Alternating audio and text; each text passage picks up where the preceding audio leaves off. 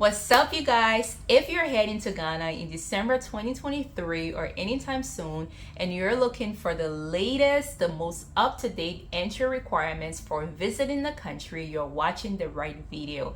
I'm going to be dropping the gems and simplifying all the requirements, the documents you need to apply for your Ghanaian visa. And also, we're going to be filling out a fake application.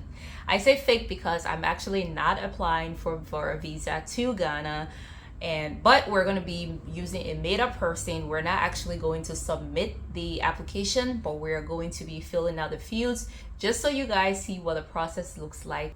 In addition to this video, guys, from now leading up to the month of December, I am going to be dropping videos on everything you need to know to visit Ghana in 2023. For example, did you know that wearing a camouflage or military print as a civilian is prohibited in Ghana? Did you know only military officials are allowed to wear this kind of clothing? Okay.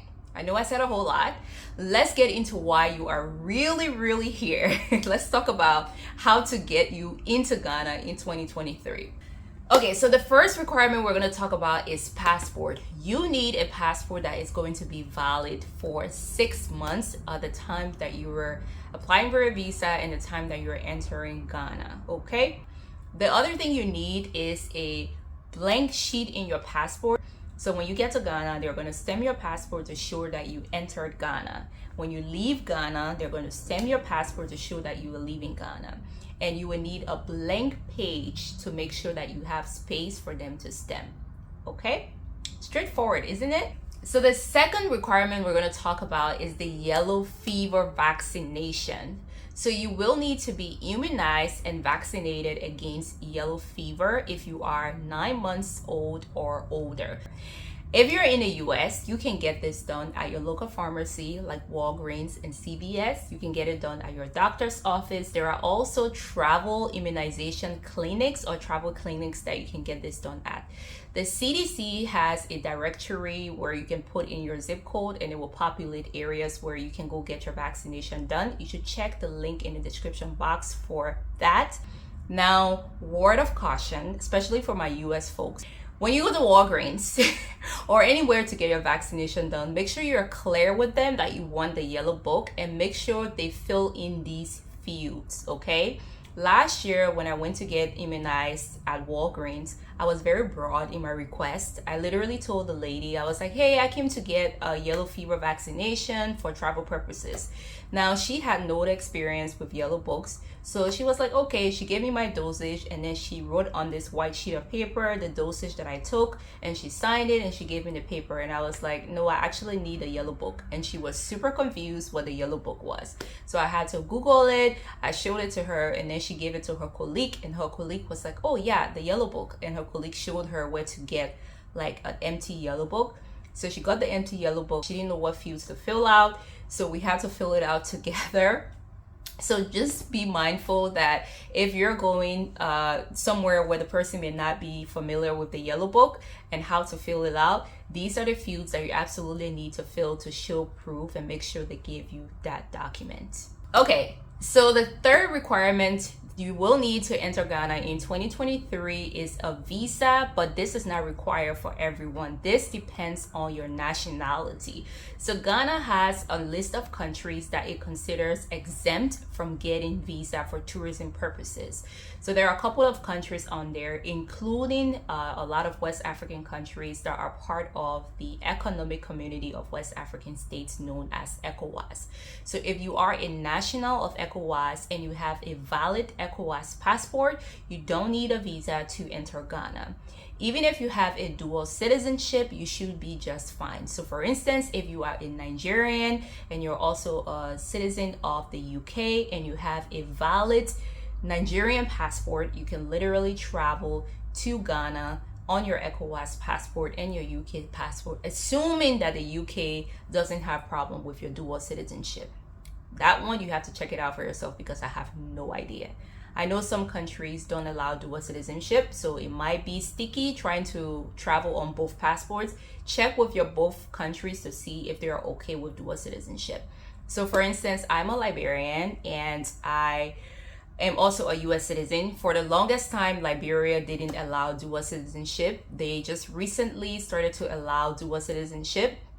So when I became a US citizen, I had to forfeit my Liberian citizenship. So I didn't have a ECOWAS passport when I went to Ghana. So I had to apply for a Ghanaian visa despite the fact that I was born and raised in Liberia and I am a Liberian citizen. It was really irritating to apply for a visa to go to Ghana because I used to live in Ghana. I actually lived in Ghana 2 times when I was a teenager and when I think I was like 5 or 6 years old. So Ghana is like my second home, but that is the rules and that's what you have to do. When it comes to tourism visa, you have 2 options: single entry and multiple entry. So single entry, self-explanatory, meaning that you just intend to go to Ghana and exit Ghana just once. And then multiple entry is the opposite of it. So I have to tell you guys this story because it's actually funny, and don't do it because it can cost you some money and it can cost you a lot of headache. So last year when I was in Ghana, I reconnected with a childhood friend. She told me, she was like, girl, we're taking a road trip to Togo. Togo is a French African country that is bordering Ghana. I was like, hell yeah, let's do it. It's gonna be fun. So my cousin and I, we hopped in a car to embark on this road trip, right? We're feeling the drive. Everything is great. We get to the border. I'm super pumped. I'm like, yeah, I get to go to Togo. So we get there. The immigration officer at the border, he stamps my cousin and I passport, stamps all of our passport for us to leave Ghana. Somewhere in the process, it registers to him. He says, wait a minute. Do you guys have a visa to get back into Ghana? Did you apply for a multiple entry visa? We were like, oh no, we didn't. He was like, so you do realize that by me stamping you guys to leave Ghana to go to Togo means that you can't come back Ghana without a visa because we don't actually issue visas at the border. And we're like, oh my God, what do we do? So he was very gracious enough. He literally crossed off that he stamped us to leave Ghana, and he signed and he notated that we actually did not leave Ghana. So let's talk about how much these visas cost, guys, because they aren't free. Wouldn't it be nice if it was actually free? Okay, so for single entry, if you're going to be doing it through the regular standard processing time, which is 15 to 20 business days, you're looking at $60 US. And then for expedited, you're looking at $100 US. Now, if you want to do multiple entry for standard processing, that's going to be $100. And then for expedited, you're going to be $200. Other thing you need to know is that once you start your application online, you have 14 days to complete it. Otherwise, you would need to start a new application. So I started my application. I didn't complete it in one setting. So I went back to it. Everything was right in the system waiting for me.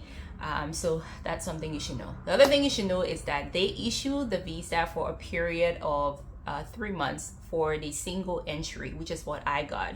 And so make sure you're not applying super early. Otherwise, you may run the risk of your visa expiring before you even get to Ghana. Chances are, if you are watching this video and you haven't applied for your visa, you are not going to be early, so you're going to be just fine. The other thing I want you to know, guys, is that there are lots of scam websites and individuals claiming to be the place to process your visa. And there are lots of legit websites that will overcharge people to process their visas. You do not need to go through any third-party website or any third-party individual to apply for your visa. Okay, so now let's talk about the documents that you're going to need to complete your application, okay? I found that having all my documents ready before I started the application was the best thing to do because it made the process easy. Now, that didn't keep me from procrastinating, but it made the process easy at the end of the day. So the first, in no particular order, the first requirement you're going to need is, your first document you're going to need is the biodata section of your passport. Now, you will have to mail in your actual passport, but you're also required to upload that biodata section to the website. and you need to do a copy of that. You can actually take a picture or you can scan it. However way, just make sure that it's clear and it's easy to read so that there is no chances of them denying your application. The other thing that you will need is a color passport size picture. And the dimension for the US that they have on the website is 140 by 170, which honestly, I have no concept of what 140 by 70 means, honey. So when I went to Walgreens, because that's where I got my passport size photo taken, I literally told them that I came to get visa passport for my Ghanaian visa. Their system is programmed in a way where they have like literally all the different countries already customized and embedded. So if you tell them it's for Ghana, it's literally like a click where they will click for Ghana and they will take your picture and they will process it in the right dimension, so you don't have to stress yourself. If you get this done at Walgreens for my US folks, this is less than $20 US, and you will get 2 passport size photo. So you will also need to upload you will also I can't even freaking talk. You will need to upload the passport size picture in your online application, and you will also need to send in the physical copy with your application. Okay, so the other thing you will need is information on your lodging. So you will need a contact person number and you will need the address. This one is kind of tricky and it can be confusing because they do warn you that they recommend that you apply for your visa before you get your flight, but they also require to know where you're going to be staying when you're applying for your visa, which is understandable, but it gets a little confusing. The good news is we live in a world that has literally made things easy for us. There are tons of ways to book free cancellation booking on booking.com, Airbnb, agoda.com, Priceline, so many options. Simply go to one of these websites, find an accommodation that you like, that you're most likely going to stay at if the visa is going to be issued, and book that accommodation. Make sure that accommodation allows free cancellation within the time period that you're going to know if your visa is going to be denied or not.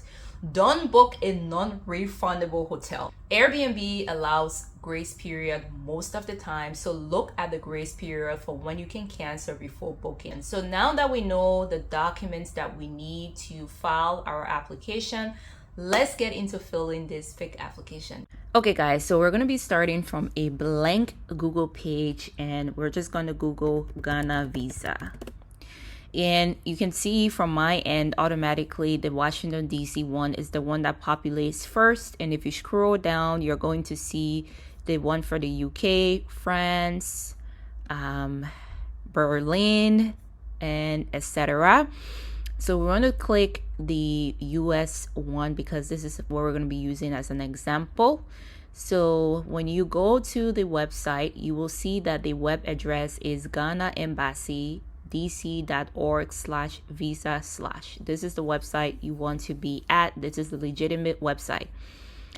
All right, so when you come here, you will see information that I've pretty much already gone over, but please read for yourself and confirm everything is accurate. One thing I didn't mention was the fact that they said that this processing time, the 7 business days and the 15 to 20 business days, does not include the mail in and mail out. So the time that you are spending to mail your application and the time that they are going to mail your passport back to you is not included in this duration. So if I were you, I would give myself an additional 3 to 5 business days buffer.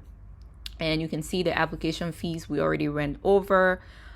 This is the address that you're going to be using to mail in your application. You will need to mail a physical hard copy of your documents, and you will have to send your actual passport to the embassy. And this is the address that you will use. You can see here that the expedited and the regular address are exactly the same, but they want you to indicate which one you are applying for. If I have to guess, it's probably because of efficiency. Maybe they have two different group of people filling the processing this application separately. So maybe when you indicate which one you are applying for, it speeds up the process. I don't know, but that's what they have here. And it also said what I told you guys earlier. Note the visas will not be issued in passport, which will expire in less than 6 months. If we scroll back up, we go to visa and passport. We do visa application. That will take us to this page. So if you are starting to fill this application and you haven't gotten here yet and you're not seeing this, you're probably not on the right site. And this is what I was talking about. Once you click on that link, the site changes to ecimsglobal.com, and this is an indication you are on the right track. So we're going to click visa application, and English is going to be the default, and then you can select your country. So these are the countries that are going to be processed at the U.S. Embassy in Washington, D.C., the Ghanaian Embassy in Washington, D.C., I'm sorry. So Belize, Costa Rica, blah, blah, blah. We're going to do U.S. for the purpose of this application. Okay, guys. So now that we've got into the application session, let's begin to fill the fields. So for purpose of travel, we're going to select tourism visa, because we're going to visit Ghana short-term visit. Passport type, we're going to select ordinary citizen, because we aren't refugees unless you are. Country of residence is going to be the U.S. For the purpose of this example, we're going to be doing U.S. national, and we're going to be filling this application from the perspective of somebody who has never visited Ghana. So nationality, I'm going to say American, United States. Nationality at birth, I'm also going to go with American. And visa type, we're going to select single entry visa. Other nationality, we're going to leave blank unless you have any type of dual citizenship, which if you do, then fill the appropriate fields. For, processing office, we're going to select the Washington, D.C. by default. Service type, standard shipping, because we're going to do our best and be on time this year. Mode of submission, postal service by default.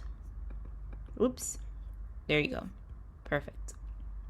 All right. So personal information, we're going to use a made-up name. So we're going to do Mary Jane Paul. Do you guys remember Mary Jane Paul? Comment down below if you know who Mary Jane Paul is. Email and text. And country code for the US is 1. And we're going to include a made-up number. So I'm just going to do a made-up number, 916-573-4494. I am really sorry if this is your phone number, but it was a total random number that came to mind. Area code, we're going to repeat the same information here. So we're going to use 1. And then I'm just going to copy and paste this number because I can't remember it for the life of me. Email address, we're going to say maryjanepaul@gmail.com. And we're going to put in the same address here, maryjanepaul@gmail.com. Okay. All right. Additional information, title, we're going to go with Miss. And the surname has already populated. Her first name has also already populated. If you don't have any previous name or other names, you can leave these few blanks. For gender, you only have 2 options, guys. So the non-binary folks, the folks with all those other genders, you have to pick something that most closely align with what you identify as. So we're going to use female in this case. Marital status is single, married, widow, or divorced. Doesn't matter if you live with your bae, if you are in a situationship, you're single, basically. Occupation, we're going to say she is an aerospace engineer because we're going to dream big on this application. So for my US folks, something to note is that when we are writing dates in the US, we write the month first and the date second and the year last. On this application, the months and the dates are flipped. So make sure you are actually applying, you're actually going to put the date first before the month. So we're going to say she was born on Christmas Day. So we're going to do 25th of December, and we're going to say 1990. There you go. Place of birth, we're just going to say Florida, US. Oh, let's remove the comma because this thing is very sensitive to commas. Travel purpose details, again, we're going to do temporary visitor for tourism purposes. Duration of stay, we're going to say we're going to be in Ghana for 10 days, but we're going to give ourselves some buffer period. So we're going to say we're going to be there for 2 weeks, and it automatically populates the duration in days. Okay.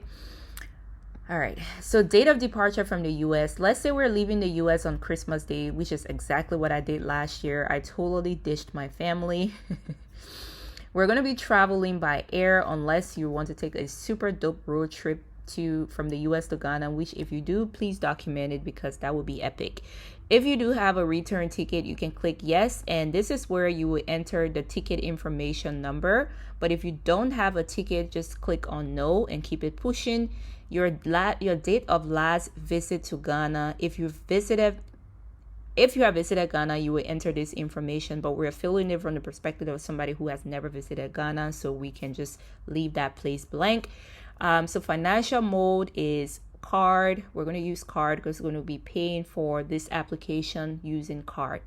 Now, financial means at applicant's disposal. This just means like the money you have available to fund this trip and to sponsor this trip without being a liability on the Ghanaian government. So we're just going to do a rough estimate of how much we have in our bank account. So maybe let's just put 10,000. All right. And then we're going to click next. And then this warning populates. It says important information, important warning, wrong details may delay your application. All right, so then we get to step 2. So this is where it tells us to please make a note of your application reference number. So you can copy this number and literally email it to yourself. But once you start the application process, they are going to send you an email with a confirmation of your reference number. But you can also copy it and email it to yourself. So you're going to enter your passport number. I believe the US has a 9-digit number for passport. So we're just going to do 1, 2, 3, 4, 5, 6, 7, 8, 9. And then place of issue, we're going to just say the US. Date of issue, we're going to say was issued January 1st of 2020 and is expiring January 1st of 2031. Let's just keep it very simplified. So again, this person has never been to Ghana, so most of the answers here are going to be no. Under the travel history and criminal convictions. Have you ever visited Ghana? No. Have you ever been refused a visa to Ghana? No. Have you ever been refused entry into Ghana? No.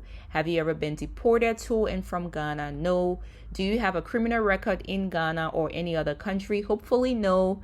Do you suffer from any mental disorder? I mean, does like extreme anxiety and depression from adulting count? We're just going to say no. Do you suffer from any communicable disease? We're going to also say no, unless no doesn't apply to you. You can pick yes wherever you see fit. Okay, so then we're going to click next. So this next session is where you're going to fill in your home address. So you can already see her name has already populated on the top, and so it has her country of residence. So we're going to be using, for the purpose of this application, the address of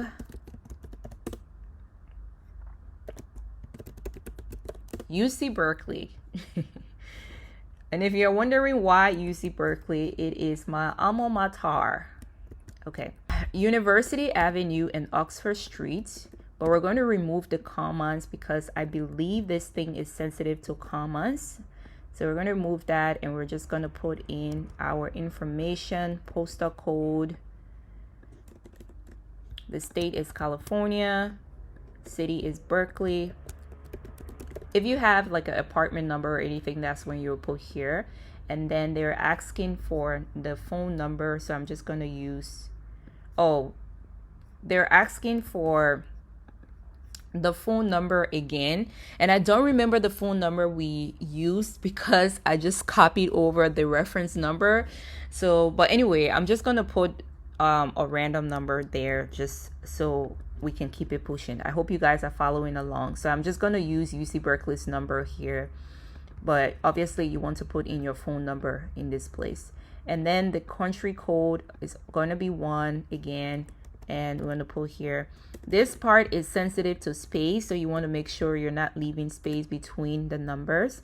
And they ask you for the number again, so then you're going to put it here. A lot of this information when you're filling this application, you're going to realize is super repetitive even when you're uploading the documents, but you just have to do what you got to do. So we're going to do maryjanepaul@gmail.com.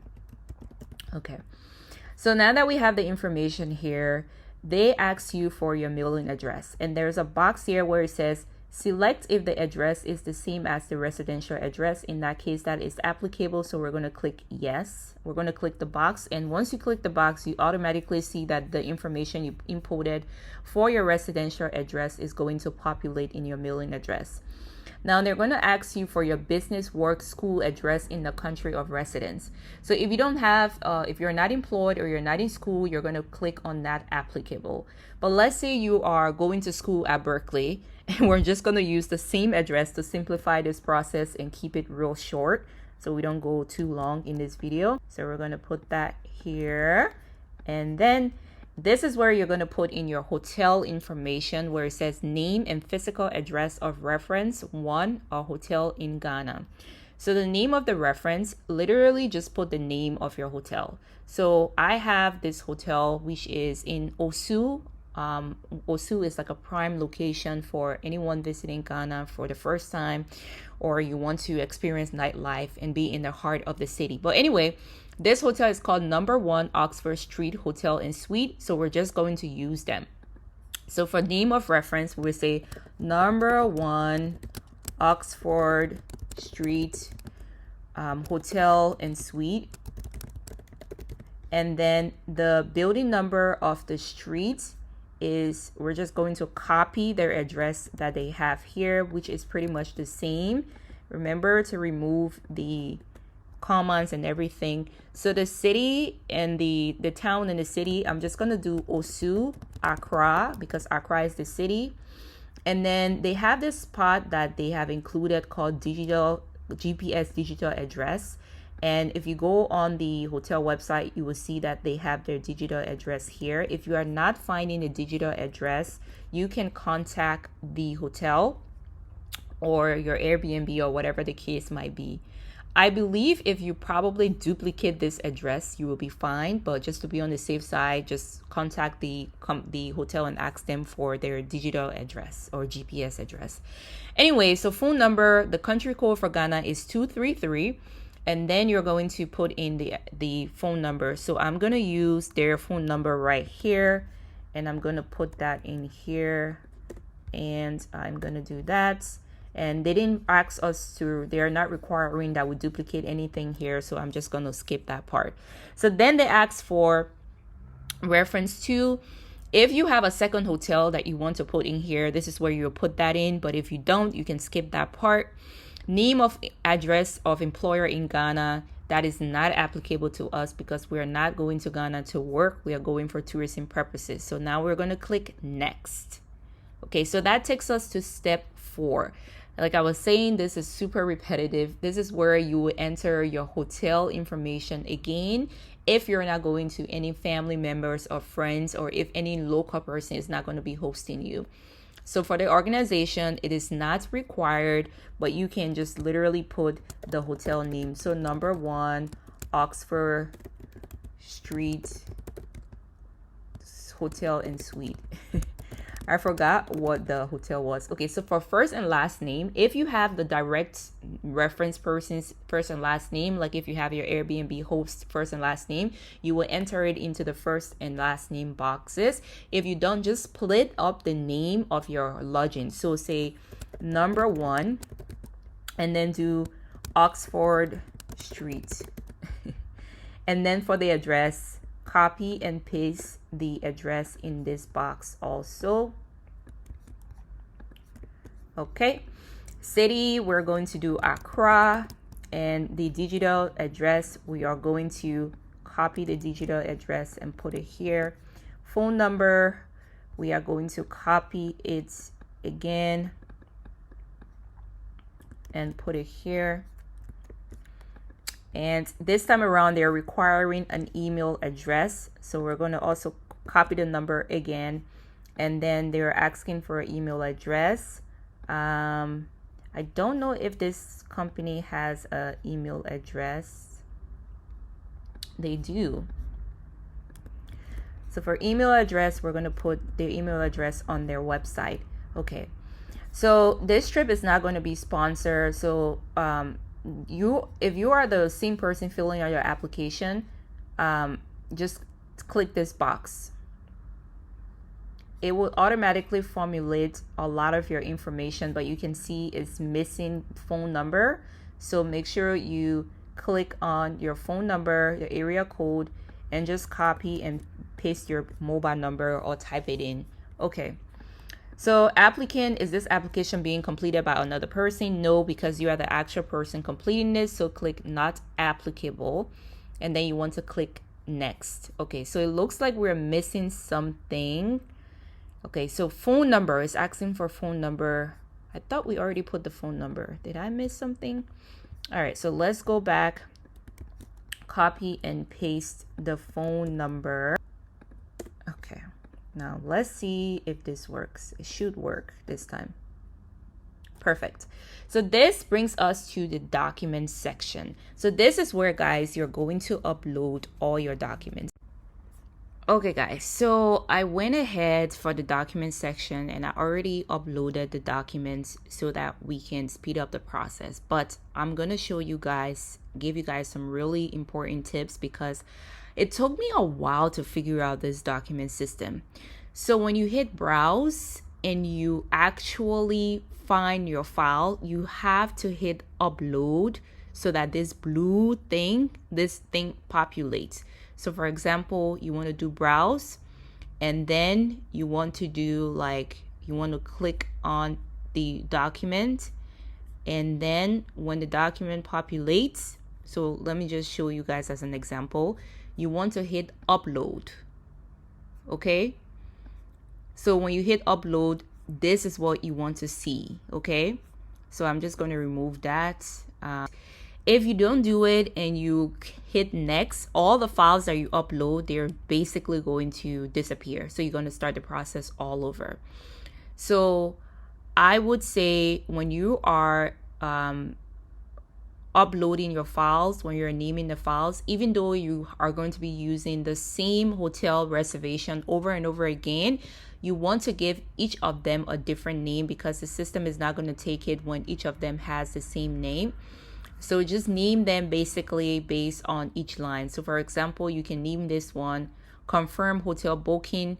You can name the other document travel itinerary. You can name this one invitation letter, even though it's basically your hotel information that you're going to be repeating over and over again. So let's go through each of these documents so I can show you guys what I did. Okay.